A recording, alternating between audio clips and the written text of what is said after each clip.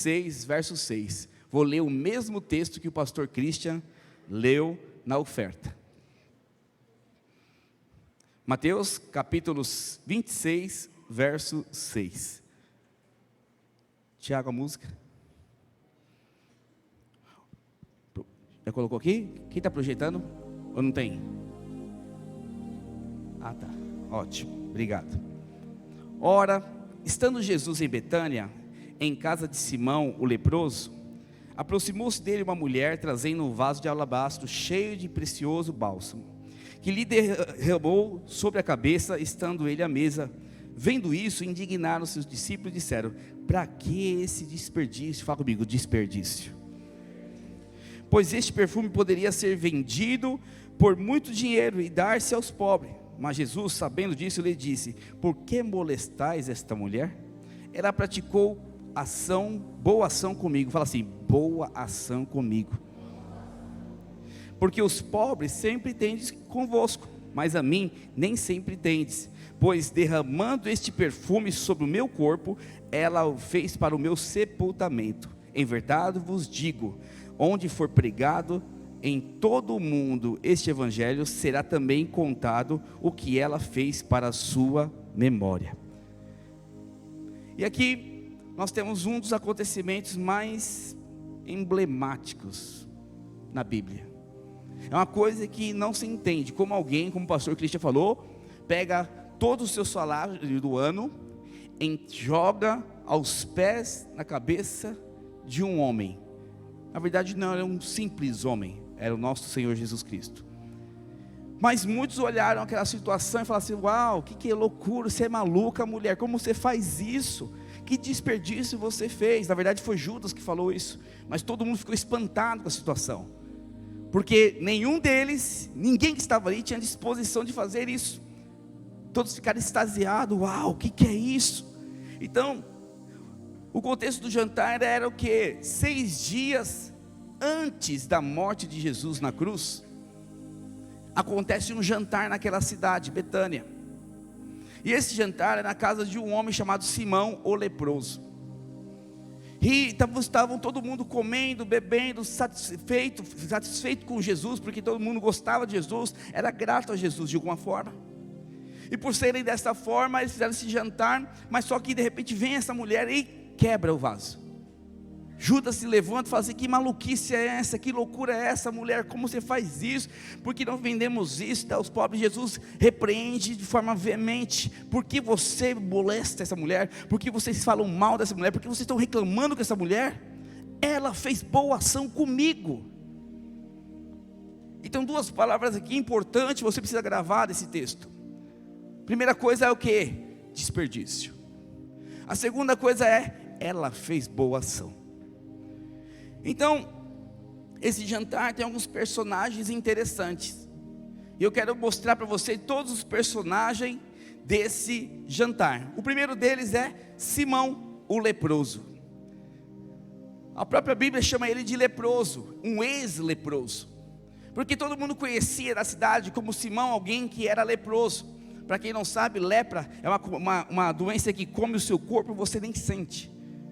E a lepra é tão contagiosa, na época que não tinha medicamentos como hoje, que a pessoa que tinha lepra precisava ser completamente excluído da sociedade.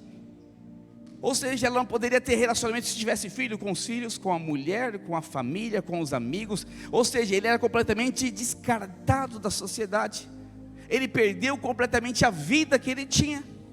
E ao perder essa vida, ele perdeu a razão de viver, porque ele era alguém que estava amontoado junto com outros leprosos.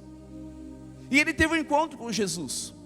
E ao encontrar com Jesus, uau, ele teve algo impactante na vida dele. Ele foi curado. E ao ser curado, ele voltou à vida, porque ele conseguiu se relacionar novamente com a sua família. Se tivesse filho, com os filhos, com a esposa, começou a se envolver com a sociedade, começou a voltar a trabalhar, rever os antigos amigos, e começou a ter a sua vida de volta. E ele pensou com ele: eu sou muito grato a Jesus, porque Jesus me tirou daquela situação, minha vida estava perdida, minha vida estava sem sentido. A lepra na Bíblia aponta para o pecado, Então o pecado muitas vezes domina um homem de tal maneira que ele perde a noção da vida, e as pessoas começam a se afastar de você. Pode perceber, alguém que vai para a prostituição e começa a ser uma prostituta ou um garoto de programa, as famílias, boa parte da família se afasta, boa parte dos amigos se afastam, pessoas não querem mais dar trabalho como antigamente. O ex-presidiário tem muita dificuldade de arrumar emprego por causa do pecado dele. Então ninguém quer dar emprego para ele e as pessoas se afastam. Isso é lepra. O pecado te leva à exclusão da vida. E quando isso aconteceu, e ele foi curado, ele foi muito grato, tanto que o jantar é na casa dele. Você se identifica com Simão, o leproso, em algum momento da sua vida? Mas temos outro personagem interessante, Lázaro, o ex-morto. Interessante, né? Ele é ex-morto. Então ele morreu e ressuscitou. Se tem alguém que pode ser muito grato a Deus, é Lázaro. Se eu perguntar para alguns aqui, infelizmente, não deveria, mas acontece. Alguns dos irmãos morrem de medos de morrer, pastor Helder. Se falam da morte, Ave Maria, cheia de graça, sai de mim. Santa Mãe de Deus. Ali, até esquece que é crente, né? Minha Nossa Senhora. Nada contra Nossa Senhora, mas quem te salva é Jesus. Amém? Porque tem temor da morte. E Lázaro passou pela morte. Ele viu a morte, ele sentiu a morte, ele experimentou a morte. E Jesus o ressuscita depois de 4 dias. Será que Lázaro é alguém grato a Deus? Sim ou não, irmãos? Muito grato. Ele era um testemunho ambulante de que Jesus opera milagres. Aí você pode olhar a sua vida. O seu casamento era um Lázaro. A sua vida financeira era um Lázaro. Os seus relacionamentos eram um Lázaro. Você por si próprio era um Lázaro. Alguém morto em todo sentido, em alguma área da sua vida. E Deus entrou de forma poderosa e te trouxe aqui. E hoje você pode dizer glória a Deus, porque Ele mudou a minha vida. Você é um Lázaro. Fala para o irmão, você é um Lázaro. Mas também temos o quem nesse jantar? Nós temos Marta. Marta é aquela mulher que se preocupa com todos os detalhes. Lembre-se, a casa era de Jesus. Um dos convidados era ex-morto, Lázaro. Todo mundo grato a Deus. E tinha Marta. Marta era irmã de Lázaro. E ela amava muito Jesus. E ela queria oferecer o melhor para Jesus. Só que ela se preocupava muito em cuidar da água, cuidar disso. Não que isso não é importante, entenda isso. Mas quando Jesus está presente, quando Jesus está tocando, quando Jesus está fazendo, você tem que largar tudo e ficar aos pés de Jesus, experimentando e desfrutando da graça e do amor dele. E Marta preocupada, fazendo comida, fazendo o lanche, fazendo a sobremesa. Ele chega em Jesus e fala assim: Jesus, pede para minha irmã me ajudar. Essa preguiçosa. Então aquela mulher que preocupada, era alguém muito grato a Deus. E nós temos na igreja muitas pessoas dessa forma, pessoas gratas ao Senhor. E a forma de agradecer é servindo de alguma forma. Isso é muito bom. Fala para o seu irmão, isso é muito bom. Mas não pode substituir a presença de Deus na sua vida. Não pode. Porque se fazer coisas é mais importante que a presença, algo está errado. Eu quero te ensinar algo. Faça coisas e busque a presença. Sempre seja assim. Será que nós temos Marta em nosso meio? Eu escutei um vixe. Mas também temos os discípulos.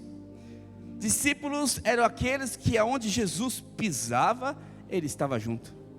Jesus respirava, estava junto. Jesus atravessava o mar, eles atravessavam junto.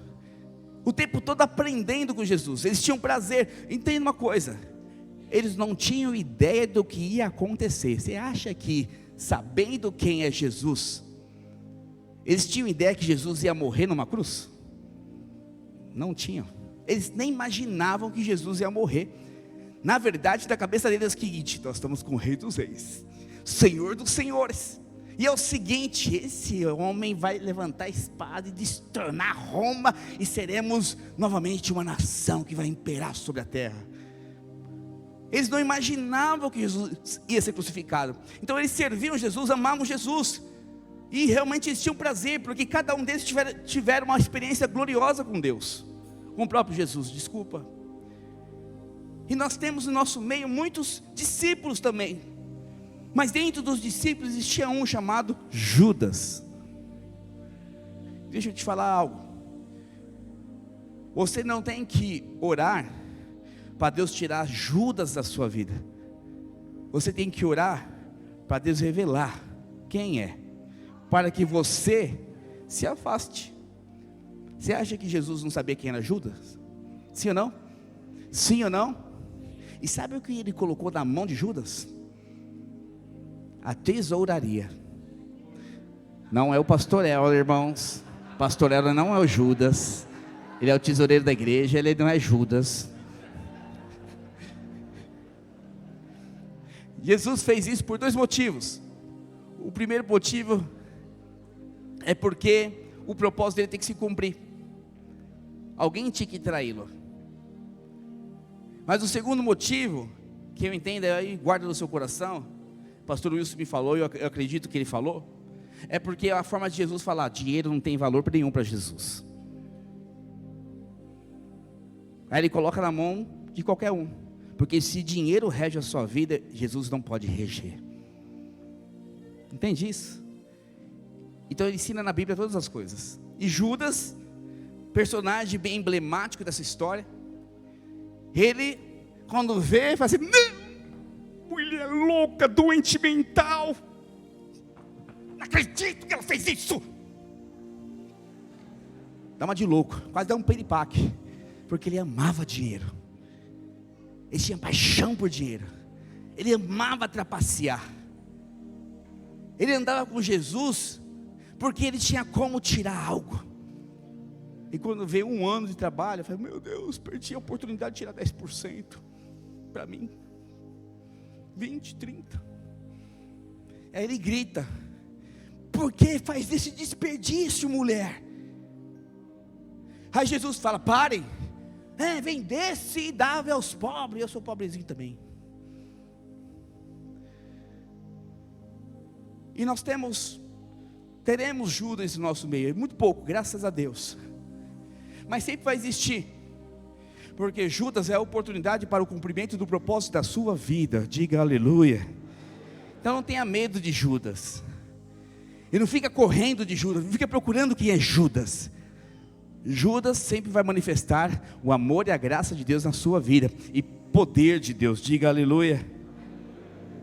Mas também nós tínhamos aquele jantar uma mulher chamada Maria, uma adoradora, uma mulher que não se importou quando Jesus chega, simplesmente ela pega o vaso de alabastro, como o pastor Christian falou, 1 ano de trabalho, ela quebra, lança aos pés de Jesus, na cabeça de Jesus, unge Jesus, e de uma forma espetacular ela começa a amar e adorar, e não sair dali, porque ela não se importava o que os discípulos iam pensar, ela não se importava o que as pessoas iam pensar, ela não estava nem aí porque Maria ia falar, não importa o que estava acontecendo, o que ela queria era adorar.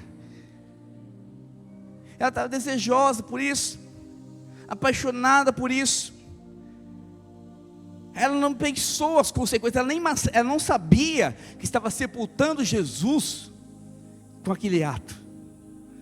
Ela simplesmente falou o seguinte: eu quero agradar o meu Senhor, eu quero amar o meu Jesus. E quando ela fez isso, todos nós já sabemos, todo mundo ficou revoltado, mas Jesus faz algo interessante. Por que vocês estão criticando essa mulher? Ele se levanta e fala: por que vocês estão falando mal dessa mulher?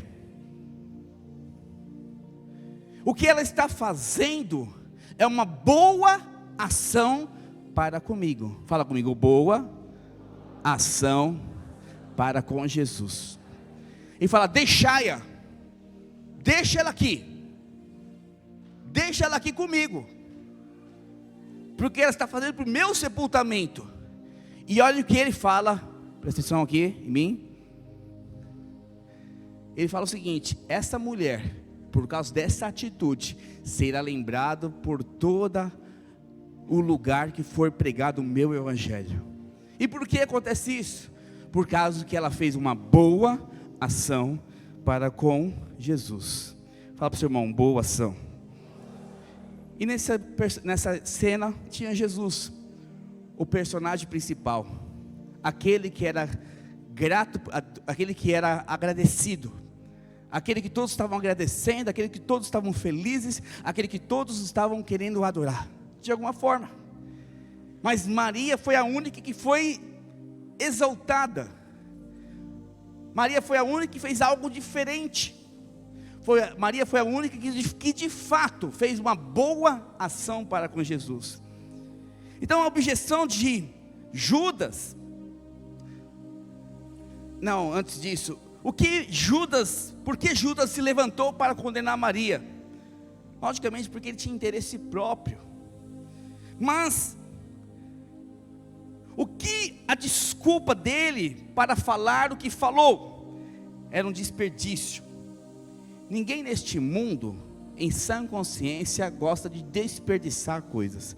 Quem gosta de desperdiçar o seu tempo, levanta a mão. Desperdiçar. Quem gosta de rasgar dinheiro, levanta a mão. Quem gosta de viver à toa, levanta a mão. Jovens, não levantem, em nome de Jesus. Amém? Vocês são trabalhadores. Ninguém gosta de desperdiçar nada. Ninguém gosta, pelo contrário, quando você percebe que você desperdiçou algo, você fica: por que eu perdi esse tempo? Por que gastei dinheiro com isso? Por que eu fui fazer aquilo? Você fica irritado quando você perde tempo. Então Judas está declarando: essa mulher desperdiçou. Mas o que Jesus fala? Jesus fala o quê? Ela fez uma boa ação. Pega isso: desperdício versus boa ação. Então o problema é que Jesus definiu há 2000 anos o que é desperdício e o que não é desperdício. Presta atenção bem nisso. Então, se eu for perguntar para os irmãos se ministrar louvor, tocar teclado é desperdício, vamos ter algum embate sobre isso. Alguns concordam que é desperdício. Não precisa do louvor, porque o louvor é algo sim. Se alguém perguntar para mim se banheiro é desperdício, lavar banheiro não para a igreja, porque isso não toca a Jesus, vamos ter um contrassenso aqui também. Uns vão concordar, outros vão concordar. Mas afinal, o que de fato é desperdício para Jesus? E o que não é desperdício para Jesus? É isso que você e eu devemos nos importar. Então, Jesus já definiu há 2000 anos atrás o que é importante e o que é desperdício. Veja o que ele fala: ela fez uma boa ação para comigo. Fala para o seu irmão assim: Jesus considerou o ato daquela mulher uma boa ação. Então, daquele momento em diante, Maria entrou para a história. Daquele momento em diante, Maria ficou marcada como uma mulher que realmente agradou Jesus, mesmo desperdiçando, entre aspas, um líquido, um bálsamo super caro. Então, será que seria somente para lembrar Maria essa situação? Ou será que Jesus queria colocar um padrão para mim e para você a partir de hoje? Porque Deus fez questão de deixar registrado esse ato de Maria? Porque Deus fez questão de mostrar que ela, no detalhes, que ela quebrou um vaso muito caro e fez boa ação para com ele. Porque neste momento ele está ensinando a igreja, presta bem atenção nisso, um princípio do que é boa ação para com Jesus. Mas vamos lá. Hoje Jesus não está conosco. Jesus não está em carne viva. Não está aqui comigo e com você. Então, quem pode dizer o que é boa ação ou não? A palavra nos ensina através da perseguição de Saulo contra a igreja. Saulo estava indo para Damasco, perseguir os cristãos e matar os cristãos, colocar eles nas covas dos leões para destruir todos os cristãos, porque ele tinha convicção, porque ele era um judeu, e ele queria matar todos os cristãos, porque ele achava que fazia isso em nome de Deus, que a religião de Cristo não prestava, aqueles discípulos estavam enganando o povo. Então ele tinha convicção que o que ele fazia estava certo. E aí na caminhada dele até a cidade, uma luz forte vem contra ele e fala: Saulo, Saulo, por que me persegues?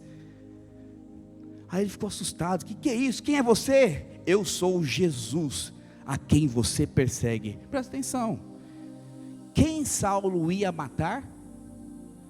A igreja. E quem falou que está sendo perseguido? Jesus. Então quando você faz uma boa ação para a igreja, que é o corpo de Cristo, você está fazendo uma boa ação para com Jesus. É um princípio que eu quero te passar hoje. E eu escuto muitas pessoas falando o seguinte: que é desperdício liderar uma célula. Eu vou perder meu tempo, eu tenho tantos problemas, Rodrigo. Eu tenho 2 filhas pequenas, eu tenho uma esposa, eu trabalho muito, e eu ainda preciso estudar para fazer os meus trabalhos. Será que vou ter tempo de ser discipulador? Não tem condições, pastor. Eu tenho muita tarefa. E aí você percebe que despreza a liderança por causa dos afazeres da terra, do mundo. Mas só que quando você despreza a igreja, você não agrada a Deus através da igreja, da liderança, por exemplo, você está desagradando Jesus. Quando você desperdiça a oportunidade de liderar uma célula. Outra questão, tem pessoas que acham desperdício fazer parte de programações da igreja, como um retiro de casais, como um encontro com Deus, como a virada, dia 31. Você vai ter a oportunidade de vir para cá, amém, irmãos? É um desperdício. É melhor estar com a minha família. Irmãos, desde quando entendo por gente, tenho 41 anos de idade, eu fiquei somente 1 ano da minha vida sem passar a virada com Jesus. Eu não abro mão disso por nada nessa terra. Por que eu faço isso? Porque eu entendo que o meu ano que passou é gratidão a Deus, e o meu ano seguinte só vai poder ser poderoso se eu for grato a Deus. Mas programação não, é bobeira. Para que eu encontro com Deus? Temos 4 encontros no semestre, eu não preciso ir em todos como líder de célula, como discipulador. Deixa outros ir. Você está perdendo a oportunidade de ser um instrumento e agradar, fazer uma boa ação para Jesus. Fala para o seu irmão: quando você faz ação, uma boa ação para a igreja, você está agradando o seu Jesus. Mas também pessoas falam: para que fazer parte da igreja? Isso aí é para os irmãos que são desigrejados. Tem todo domingo, tem irmãos da igreja, acredita, o grupo de evangélicos que mais cresce no Brasil são os desigrejados. Quem são os desigrejados? São aqueles que acreditam em Deus, acreditam em Jesus, até são batizados nas águas, mas não está ligado nenhuma igreja, nenhum grupo de pessoas, nenhum grupo de irmãos. E aí o que acontece? Esses irmãos vão na internet, pegam as melhores palavras, pegam os melhores grupos, participe à distância desses irmãos, mas não quer se envolver com nada, não quer estar em nenhum grupo, não quer participar de nenhuma igreja local, porque eles acham que todo pastor é ladrão. Ele acha que a igreja vai usar muito mal o dinheiro dele, então ele aplica da melhor forma, porque Deus sabe do coração dele. Quero te falar, quando você despreza a igreja, você está desprezando Jesus. É assim que você tem que falar para quem é desigrejado, que não está: eu sou crente, não, eu aceito Jesus, não, eu sou até batizado, não vai para igreja nenhuma, porque eu não confio, eu sou Deus, posso falar direto com Deus. Ah tá, então despreza o corpo, está desprezando a noiva de Jesus, entende? Mas tem outro grupo que fala que é desperdício fazer parte do culto presencial. Se você está online e sempre vive online, isso aqui é para você. Porque as pessoas acham que a salvação vai ser online, que o arrebatamento vai ser online, né? Vai pegar um fio, vai ligar direto ao céu. Então, fazer parte do corpo presente, entenda, não estou criticando o irmão que está no online, às vezes acontece, é necessário. Mas viver só no online é desprezar a comunhão dos santos. Irmãos, passamos com quase 100 casais lá, 100 pessoas lá no sítio. Que gostoso comer com esses irmãos. Que gostoso passar a noite brincando com esses irmãos. Como é poderoso estar lá na piscina com eles. O sol estava gostoso, né, irmãos? Glória a Deus. Sol feito para Itaquera lá. E assim, palavras de Deus é liberada.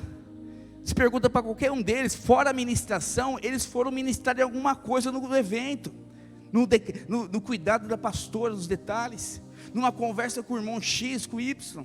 Então, viver igreja dessa forma, em comunhão, estando presente, tocar a pastora Simone, tocar o Rodrigo é importante, dar um abraço é importante, porque isso transfere vida.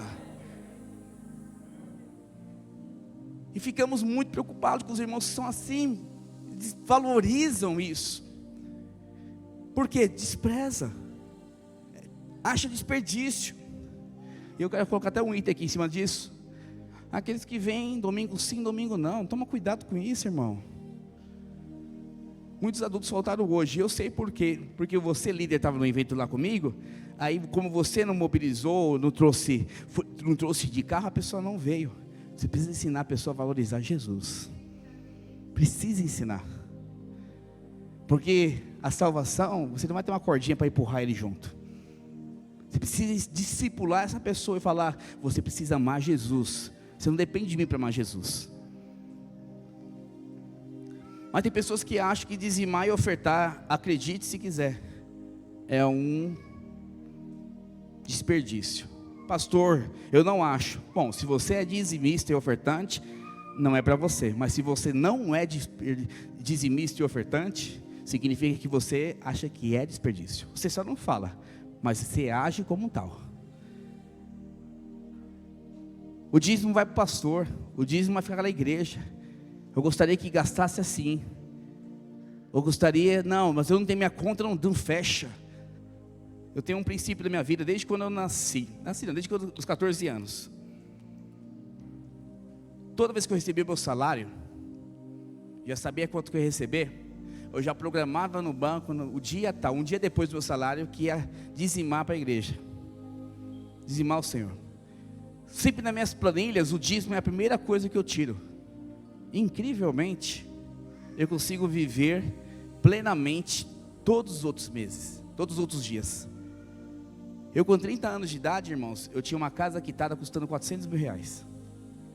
30 anos de idade. É, porque você tinha papai. Não, papai não. Meu sogro, ainda bem que ele não está aqui. Quando eu casei, ele falou, não, Alexandre, toma aqui 5 mil reais para dar entrar no seu apartamento. 3 meses depois, então, tem como você me dar aqueles 5 mil reais de volta? Eu fiquei pensando, meu Deus do céu, como eu vou arrumar? Tive que fazer um empréstimo para pagar para ele, porque ele estava construindo a casa dele.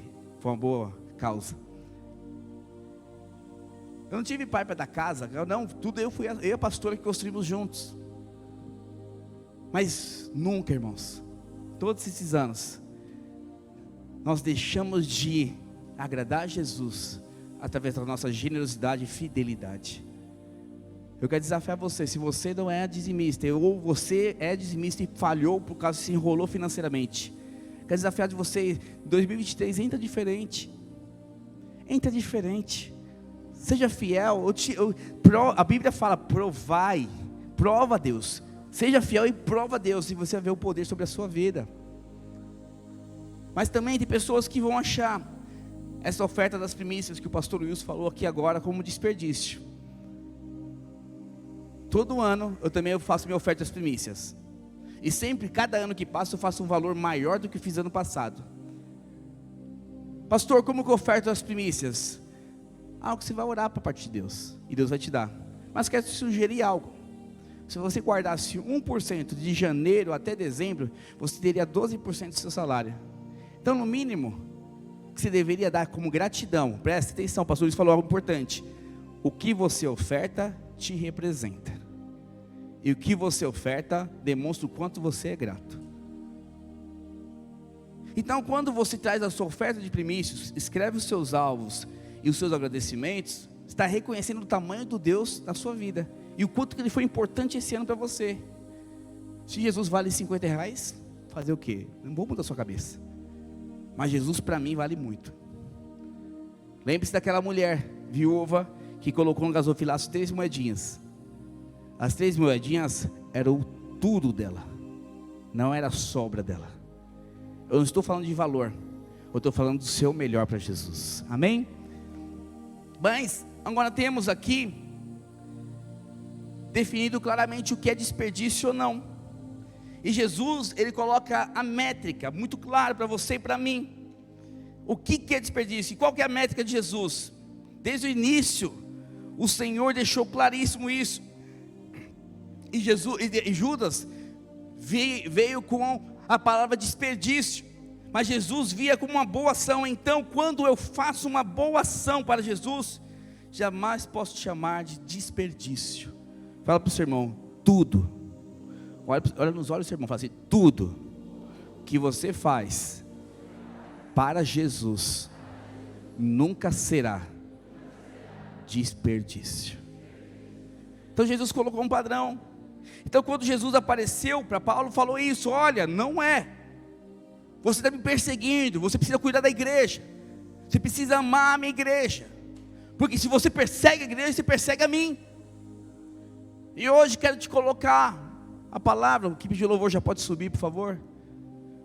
Em xeque o seu coração, porque se você faz algo para agradar o seu discipulador, o seu pastor, você está errado, isso é desperdício.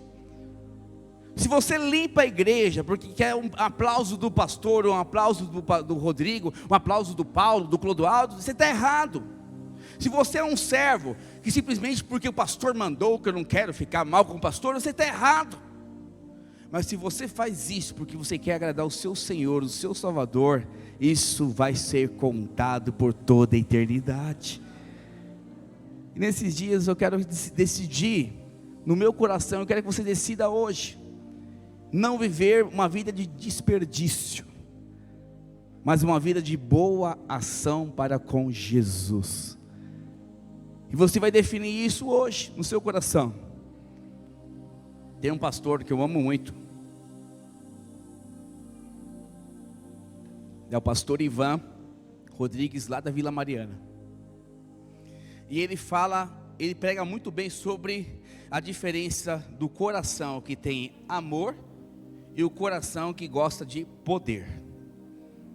E ele faz a diferença disso. Alexandre, todo mundo que manifesta amor, ele não deixa de fazer por causa de pessoas, ele não deixa de fazer por causa de circunstâncias, ele não deixa de viver por causa de problemas. Ele é uma pessoa constante porque ele acredita no amor de Cristo, porque ele se sente muito amado. Então eu tenho um exemplo do pastor Wilson. Muitos pastores, por não amar Jesus como deveria, quando a igreja está no maior momento difícil, ele abandona.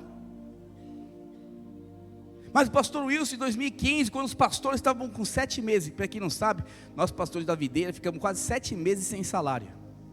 A gente vivia de oferta, porque houve uma crise em 2015, quem lembra dessa época, subprime lá, petróleo, Dilma, impeachment, aquela loucura aqui no Brasil, muita gente perdeu emprego, e a gente teve que reestruturar toda a igreja, e nós pastores, para cumprir a palavra, que nós não devemos nada para ninguém, abrimos mão do salário para pagar as contas da igreja, para manter o prédio vivo. Foi na época que a gente comprou esse prédio aqui. Nós compramos esse prédio nos anos mais difíceis da videira, e hoje esse prédio é quitado para a glória de Deus, amém? E o pastor segurou, abriu mão. Pastor Wilson fiquei sabendo, 18 meses sem receber um salário, 1 ano e meio. Eu não sei como ele viveu, só sei que é o seguinte, ele tirava da boca dele para os pastores. Então quando a pessoa ela permanece firme, na mesma constância, na mesma direção, independente do que está acontecendo, são pessoas que andam pelo amor. Mas quando pessoas reivindicam, o seu posicionamento é perante circunstâncias, são pessoas que amam o poder. Judas amava poder. Maria amava a presença, vivia pelo amor. E hoje eu não sou Jesus, eu não posso definir o seu coração. Presta atenção numa coisa, mulheres principalmente, vocês têm mais dificuldade com isso. Não define corações, o único que define os corações somente é Jesus. Quem esquadrinha os corações é Jesus. Você não tem a capacidade, ninguém tem a capacidade de conhecer o coração de ninguém, mesmo você, esposa do seu marido. Não temos o direito de fazer isso. Mas você pode esquadrinhar, porque você se conhece. Mesmo que você não se conheça, Jesus pode te mostrar o seu coração hoje. Hoje, o que você faz para Jesus, é para Jesus, desculpa, ou você considera desperdício, só faz porque o pastor manda? Quando você olha a pastora Simone, trabalhando 12 horas por dia, de pé, e ainda ela vem ali, ela discipula mulheres, junto com o marido dela, ela vai para Mogi junto com o marido dela, gasta dinheiro. Você acha que, pastor, eu não dou conta de fazer aquilo que ela faz? Não é que você não dá conta, é porque na verdade você acha que é desperdício. Para que o Alexandre e a Luana vai lá, toda segunda-feira, rodar 50 quilômetros, 55 quilômetros para lá em Mogi, para fazer uma célula? Que desperdício de tempo. Para você é desperdício, para ele é amor a Jesus. Para que o Gustavo e a Juliana vêm lá do Zona Norte de São Paulo, todas as semanas, 3, 4 vezes para Itaquera. Que desperdício. Por que não vai liderar lá? Porque Deus chamou ele para cá. Ele entendeu que Deus chamou ele para cá e ele é feliz aqui, porque ama Jesus. Porque pastor Elner dedica toda segunda-feira para estar aqui nesse prédio, para fazer as finanças, e não cobra R$1 da igreja, não pede nem um prato de comida, porque amamos Jesus. Mas muitos acham que é desperdício.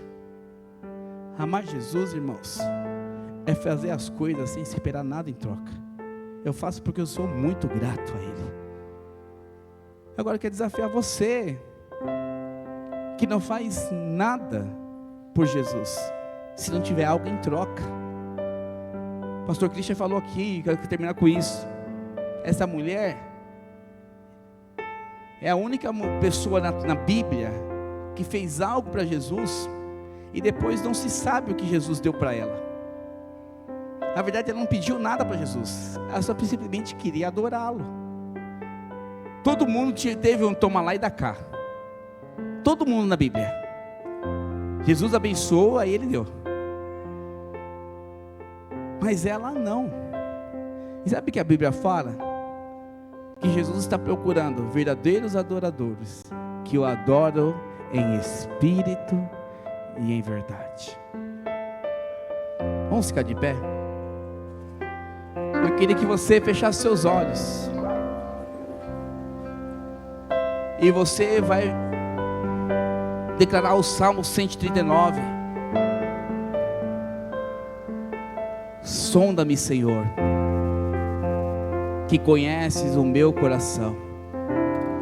Prova-me, que conheces os meus caminhos, e vê se há em mim algum caminho mau, e guia-me pelas veredas da justiça. Pode projetar o Salmo 139? Eu quero ler com você. Você vai ler comigo esse salmo antes de começar a orar, porque essa aqui é a oração de Davi. Esse sim era alguém que fazia tudo por amor a Jesus. Esse sim, esse Pedro foi ungido. Ele foi ungido na sua adolescência e ficou anos esperando a posição. Mas em nenhum momento da história você vê ele reclamando com Jesus que Jesus esqueceu ele. Pelo contrário, ele se arrependia dos seus pecados. Não estou falando, amar Jesus não é te livrar dos pecados, porque isso é carne. Mas amar Jesus vai demonstrar o coração quebrantado que você tem. salmista fala o seguinte: Senhor, tu me sondas e me conheces, sabes quando eu assento e quando me levanto, de longe penetras nos meus pensamentos, esquadrinha o meu andar e o meu deitar, e conhece todos os meus caminhos. Pode ler comigo. Ainda que a palavra não me chegou à língua, e tu, Senhor, já conhece toda. Tu me cercas por detrás e por diante, sobre mim põe a mão. Tal conhecimento é maravilhoso demais para mim, sobre modo elevado, e não posso atingir.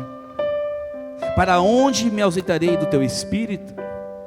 Para onde fugirei da tua face? Se subo aos céus, lá estás. Se faço da minha cama no mais profundo abismo, lá estás também. Se tomo as asas da alvorada e me detenho nos confins dos mares, ainda lá me haverá de guiar a tua mão, e a tua destra me sustentará. Quero perguntar a parte aqui que eu tenho que lembrar. Pode tocar, irmãos. Que é grande aqui, ó, verso 23. Todos nós vamos ler juntos essa parte. E essa vai ser a sua oração de hoje, dessa semana. 1, 2, 3. Sonda-me, ó Deus, e conhece o meu coração. Prova-me e conhece os meus pensamentos. Vê se há em mim algum caminho mau, e guia-me pelo caminho eterno. Feche seus olhos. Eu quero que você ore. Sonda-me, Jesus, porque eu quero andar os teus caminhos. Livra-me de achar as coisas do Senhor desperdício, porque eu quero viver todos os dias da minha vida agradando ao Senhor. Sonda-me.